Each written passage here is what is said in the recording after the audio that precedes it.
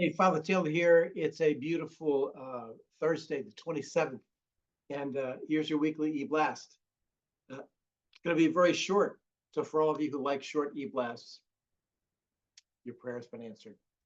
We're really slowing down this week. We have our regularly scheduled services. Some of the interim group things are slowing down, but we're going to continue to worship on Sunday, both services. We're not going to go down to one service at all this summer, so we're still going with the 8 and the 9:15. This Sunday, if the heat allows us, we will have our last of our breakfast alphas, and we will just take a little short look at this book that we're going to be picking up in the fall about experiencing God, and something particularly in the fall you're going to want to be a part of. We will always have coffee and some bagels afterwards so we can continue to socialize together and just kind of catch up over the summer. But things are kind of quieting down. So the only announcement I'll really make, just two. One is that the survey actually got turned in this week. It has been, I don't know, I haven't worked with survey companies a lot before, but man, this has been, shall we say, there's been many long delays. But the survey is done.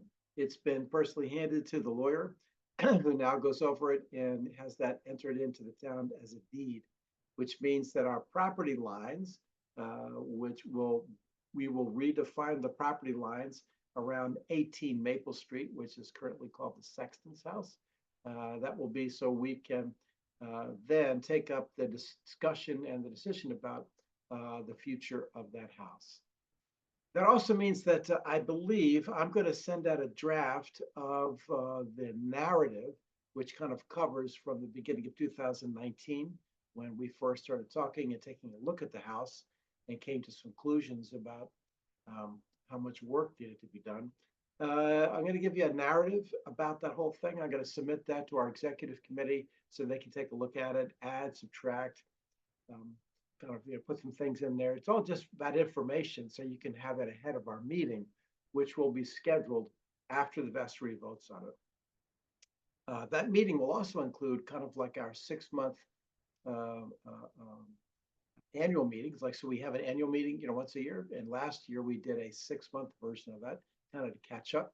So you guys can come in, just ask all the questions you want, to figure out if you've missed something in the loop. And so we can just kind of find out where we are. So anyway, so survey is in to the lawyer.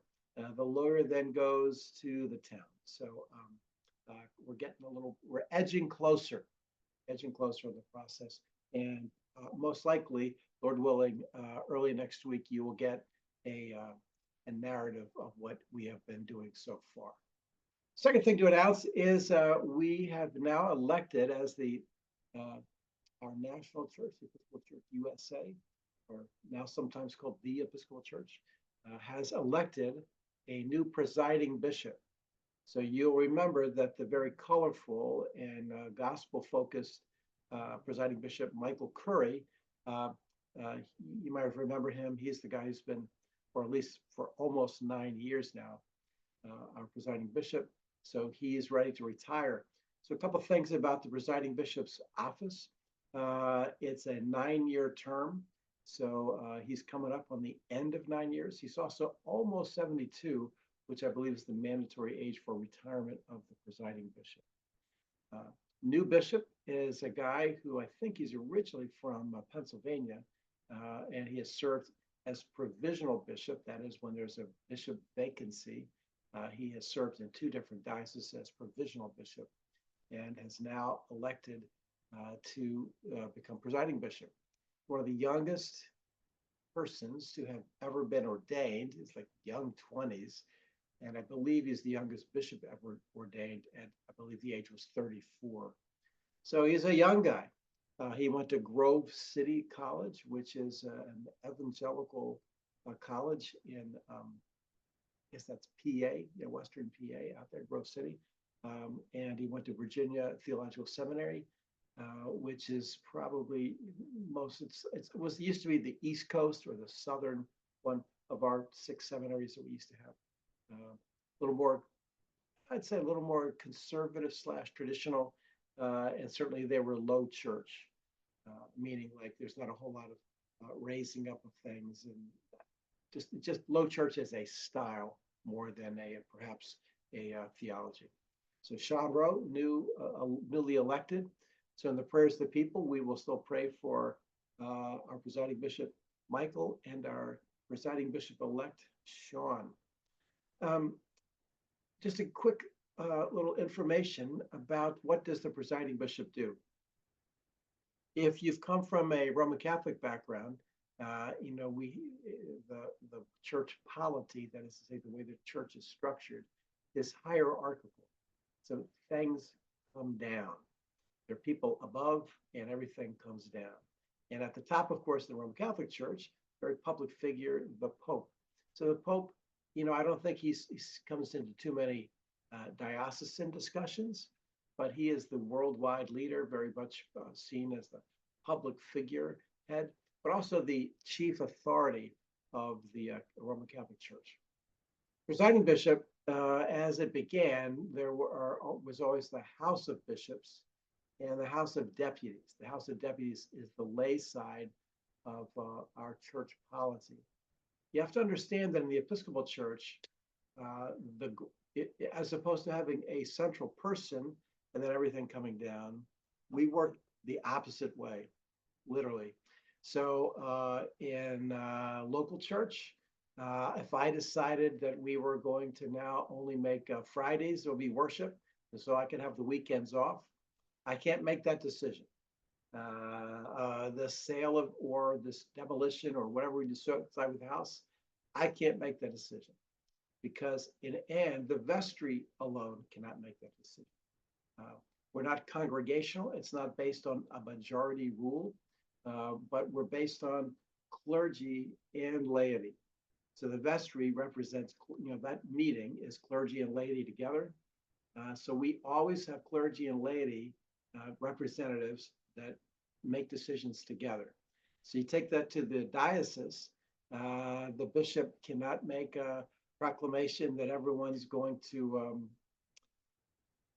I don't know, wear hats on Thursdays or something. The bishop he can make a suggestion. He can say it's a great thing to do. He can explain that from a scriptural back, but for that to become a kind of bylaw or policy within the diocese, that happens at General Convention. And if you've ever been to General Convention, perhaps you haven't, but those decisions are made on votes of two groups, the clergy vote and the lay vote. So our lay representatives, of which I believe we have two plus an alternative, so they vote and I vote in a different, you know, just like, so they say, here's the vote of the clergy, here's the vote of the lay people. So we work bottom up as opposed to top down. The presiding bishop in the very beginning of the Episcopal Church was, you know, kind of the person who had been the bishop the longest. And the chief role in those days was that the presiding bishop presided over the House of Bishops. And he was kind of like would you call it, you know, the moderator and the director of the group of when all the bishops get together. And I think that is still the case, but the presiding bishop does not have authority in a way that our bishop has, even in our own diocese. So the presiding bishop does not make decisions for the whole church. We do not believe that God speaks to the presiding bishop first, and it comes down to us. Presiding bishop can initiate issues and can initiate a work within the House of Bishops and can speak about that, and is our representative in the world, so to speak. So the presiding bishop is the one who goes to the Lambeth Conference every 10 years with the other worldwide bishops, and he becomes like the public figurehead of the Episcopal Church, but he doesn't carry authority in the way that like the Pope does. So anyway, so just a little background on the role of the presiding bishop and the fact that we have a new one, Sean Rowe. I can't imagine taking the job. You know, I mean, I guess some people, I don't know. It's a particular call, I guess you would say, and I think it's particularly in the terms of where the church is today. I think any position of leadership in the Episcopal Church is a job that takes on multifaceted responsibilities, given the climate of our country and the in terms of religious acceptance and how that displays in the church. Being in 1952 would have been very different than 2024. So it's a position which carries certain kinds of unique responsibilities, I believe, which are harder right now. I'll just say I think they're harder now. So we can pray for Bishop, presiding Bishop-elect Rowe and his family as they take on this new responsibility. All right. Well, again, on these hot days, very thankful for God having provided through our church folks generosity, which generated the repair of our air conditioning. It makes coming to church on Sundays much more pleasurable thing. And I just hope you have marked and seen the depth of worship going on in our church, even on Sundays, has been really, you could really feel it. I mean, the Holy Spirit's presence is very strong in the church these days. And we believe it's related to the same reason why the Holy Spirit has been having us start up these worship opportunities, of which the Spirit is extremely present in doing amazing ministry among us all. So anyway, that's your EBlast for this week.